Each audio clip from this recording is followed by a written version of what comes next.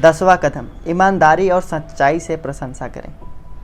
मनोवैज्ञानिक William James का कहना है, इंसान की सबसे गहरी इच्छाओं में से एक है प्रशंसा पाने की इच्छा।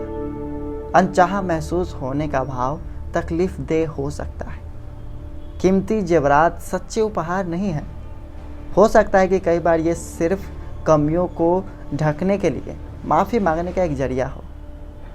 कई बार लोगों को पूरा समय ना दे पाने की कमी को हम उपहारों से पूरा करने की कोशिश करते हैं। असली उपहार तो हम खुद को किसी के साथ बांट के देने से है।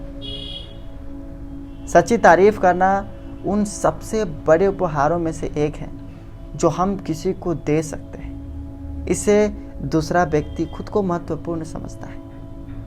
ज़्यादातर लोगों में खुद को महत्वपूर्ण माने जाने की इच्छा काफ़ी गहरी होती है। यह इंसान के लिए एक बड़ी प्रेरणा हो सकती है।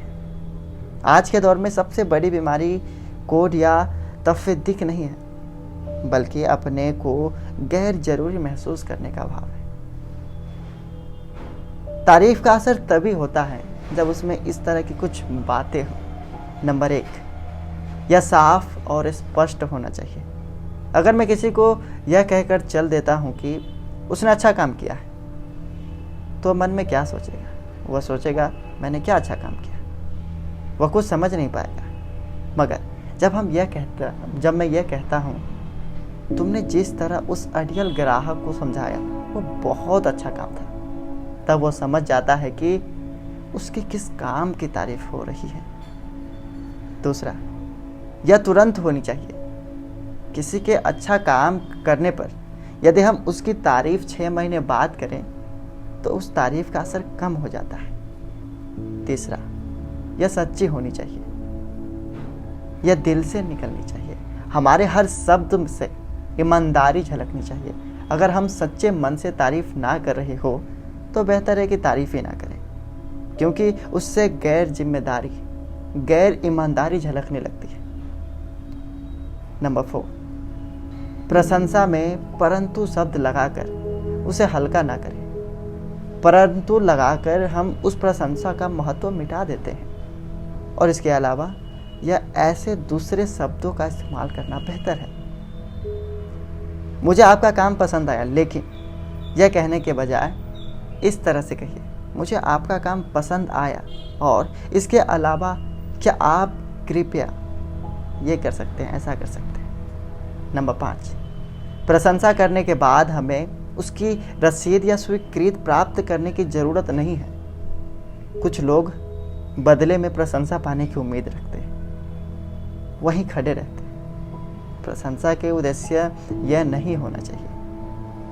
अगर हमारी कोई तारीफ करें तो उसे धन्यवाद कहते हुए विनम्रता पूर्वक स्वीकार कीजिए। झूठी प्रशंसा स्वीकार करने से अच्छी आलोचना स्वीकार करना ज़्यादा आसान है। कम से कम व्यक्ति अपनी सही स्थिति तो जान जाता है। ईमानदारी से प्रशंसा करने का कोई अवसर हाथ से न जाने दें। इससे प्रशंसित व्यक्ति का स्वाभिमान बढ़ता है और साथ ही हमारा स्वाभिमान भी बढ़ता है। लोगों के सामने किसी की तारीफ करने का अर्थ उससे मान्यता देना है।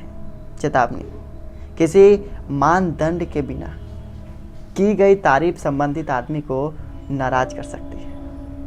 प्रशंसा और चापलूसी में क्या फ़र्क है? इन दोनों के बीच सच्चाई का फ़र्क होता है। एक दिल से होती है जबकि दूसरी जुबान से। एक में असलियत होती है, दूसरे में स्वार्थ छिपी होती है। कुछ लोगों को ईमानदारी से तारीफ करने की तुलना में चापलूसी करना आसान लगता है। हम ना तो चापलूसी करें, ना ही चापलूसों की बात में आए। स्कूलों में एक पुरानी कहावत है कि चापलूसी मूर्खों की खुराक होती है। फिर भी कभी कभी तुम बुद्धिमान लोग इसे थोड़ा सा खाने के लिए भूखे हो जाते हो। झूठी तारीफ रेगिस्तान में मृग रुचिका के समान है।